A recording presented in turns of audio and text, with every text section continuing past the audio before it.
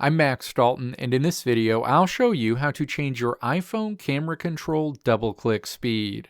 Step 1. Open the Settings app on your iPhone and then tap Accessibility in this menu. The associated menu opens. Step 2. Scroll down to the Physical and Motor section and then tap Camera Control. Step 3. Scroll down to the double-click speed section.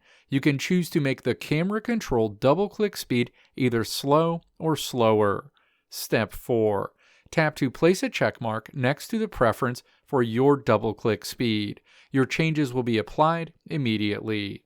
Let me know if this video helped you out in the comments below. If you liked what you saw here, click the video links on the right side of the screen to check out another video. Or click the logo on the left side of the screen to check out my tutorial website at www.maxdalton.how.